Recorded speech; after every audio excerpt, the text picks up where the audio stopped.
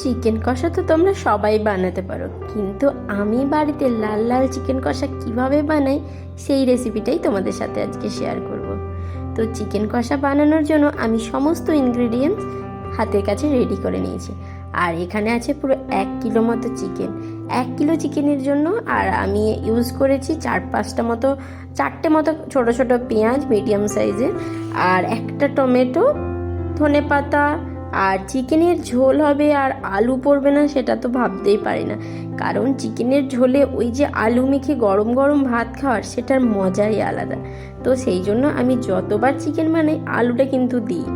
তবে যদি white gravy chicken হয় বা অন্য কোনো রেসিপি বানাচ্ছি সেই ক্ষেত্রে আলুটা দিই না, কিন্তু পাতলা লাল লাল চিকেনের ঝোলে আলু তো থাকবেই। তো সমস্ত কিছু আমি হাতের কাছে রেডি করে নিয়েছি।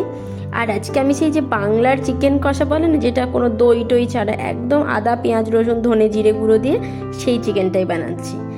তো প্রথমেই চিকেন কষা বানানোর জন্য বা চিকেনের লাল লাল ঝোল বানানোর জন্য আলুটাকে একটুখানি ভেজে নিতে হবে।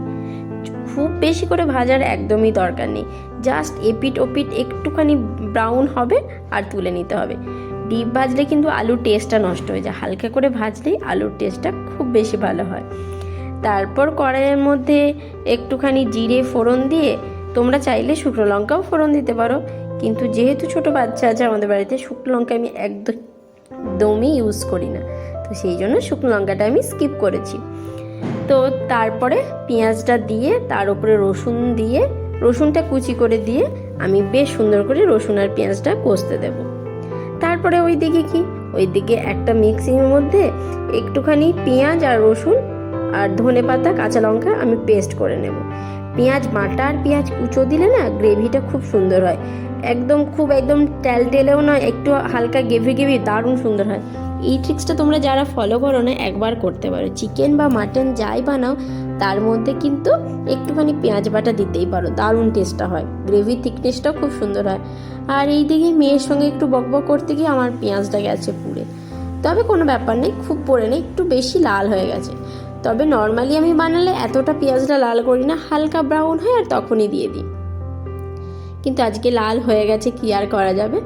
তো ওই যে তখন পেঁয়াজ রসুনটা যে একটু কষানো হয়ে গেছে, তখন যে আমি পেস্টটা বানিয়ে নিলাম পেঁয়াজ আদা রসুন সব কিছু দিয়ে আর ধনেপাতা কাঁচা লঙ্কা, সেই পেস্টটা দিয়ে দিয়েছি। পেস্টটা দিয়েও একটুখানি বেশ সুন্দর করে নাড়াচাড়া করে নিয়ে, আর তেলের পরিমাণটা কিন্তু আমি চিকেনে সবসময় কমই ইউজ করি, যেহেতু আমার বাড়িতে ছোট বাচ্চা আছে বলি, সব কিছুই বাচ্চাই দোয়া দিয়ে নয়, নিজেরাও এত মোটা হয়ে যাচ্ছে, তো সেই জন্য তেলটা যতটা পারি একটুখানি এড়িয়ে যাওয়ারই চেষ্টা করি। তারপর সমস্ত কিছু কষিয়ে নিয়ে দিয়ে দিলাম কুচি করে রাখা টমেটোটা কিন্তু চিকেনে আমি একটু বেশি পরিমাণে দিই, তাতে কিন্তু টেস্টটা খুব বেশি ভালো হয়। তোমরা যারা দাও না একটুখানি বেশি পরিমাণে দিয়ে দেখবে, দারুণ সুন্দর লাগবে।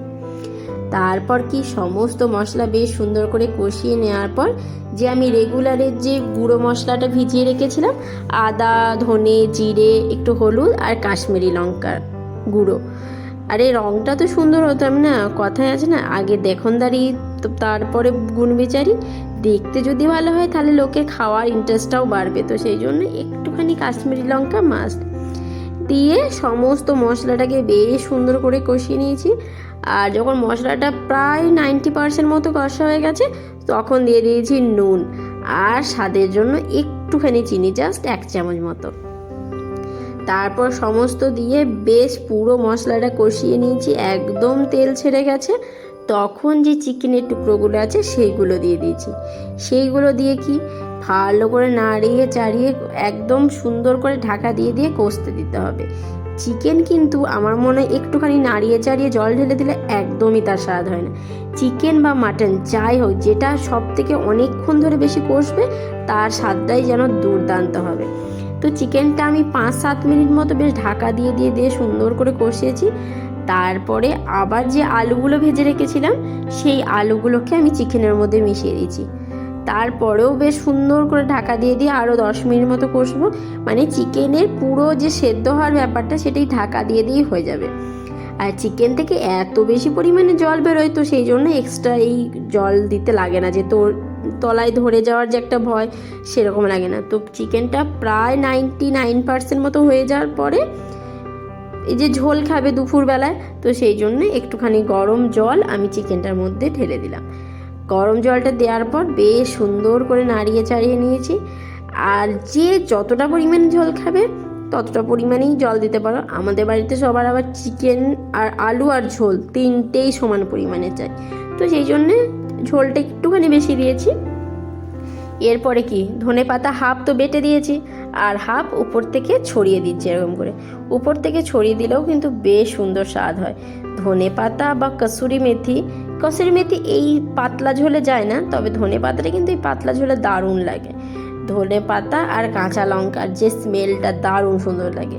তো সমস্ত কিছু হওয়ার পর ঢাকা দিয়ে চিকেনটাকে জাস্ট 2 মিনিট মতো ফুটিয়ে নিয়েছি, ব্যাস চিকেন রেডি।